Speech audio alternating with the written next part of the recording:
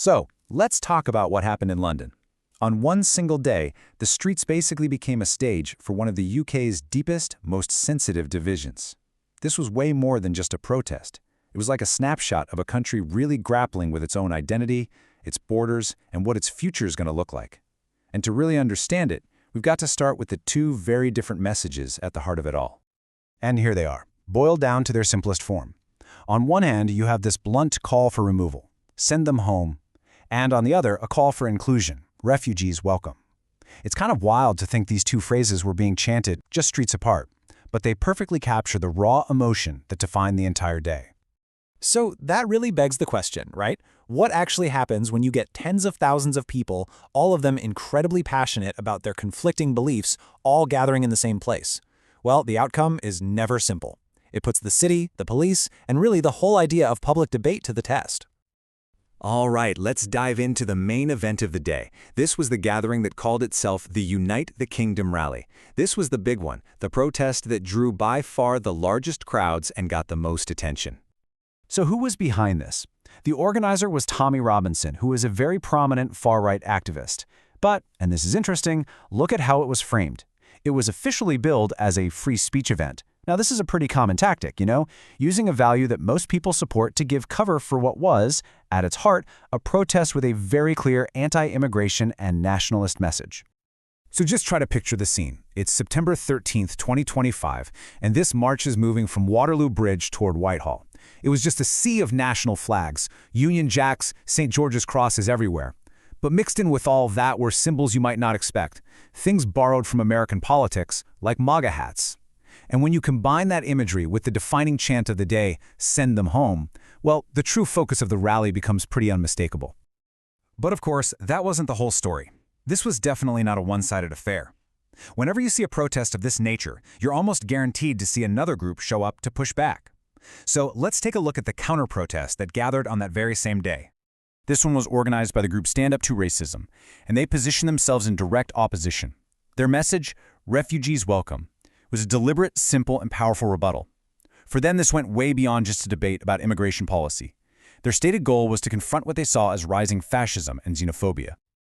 Okay, so we've met the two opposing sides, but to really grasp the dynamics of the day, we have got to look at the numbers. Because, wow, the sheer scale of these gatherings tells its own story.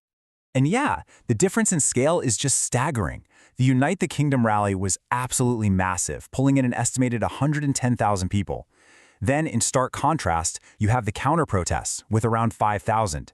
This huge disparity is such a crucial piece of the puzzle. It helps explain the media narrative and the political weight the main rally ended up carrying. Now, just imagine trying to police an event like this. Managing two opposing groups of this size required an absolutely enormous police presence. We're talking over 1,600 officers deployed, and many of them had to be brought in from forces outside London. A deployment that big is a massive logistical operation, and it tells you just how seriously the authorities were taking the potential for disorder. And you know what? Those fears were well-founded. Tensions boiled over pretty quickly into physical conflict.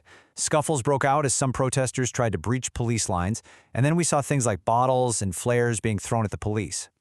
By the end of the day, the initial count was at least 9 arrests for public order offenses, and authorities expected that number to rise as they went back and reviewed all the footage.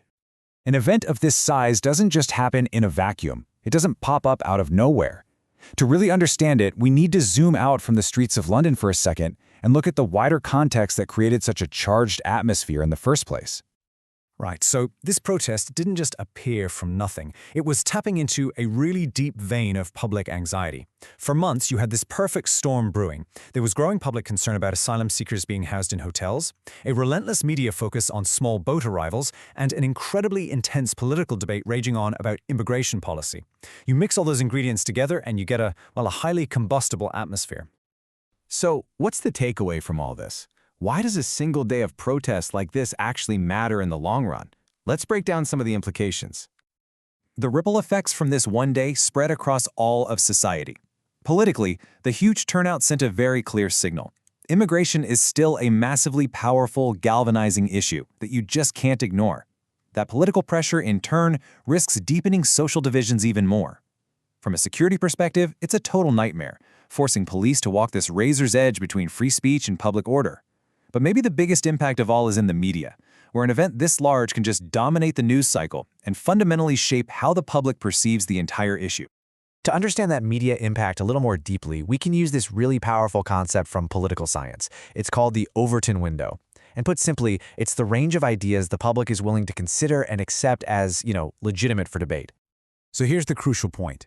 When a protest of 110,000 people takes to the streets with a very strong message, it can actually have the effect of shifting that window. It can make ideas that were once considered kind of fringe seem much more mainstream, and that changes the entire nature of the national conversation around immigration. And all of that leaves us with the fundamental question at the heart of this entire day. In a society that feels this divided, how do you navigate the line between the right to free speech and the need for public safety? That's not just a challenge for the police on the streets. It's a challenge for every single one of us.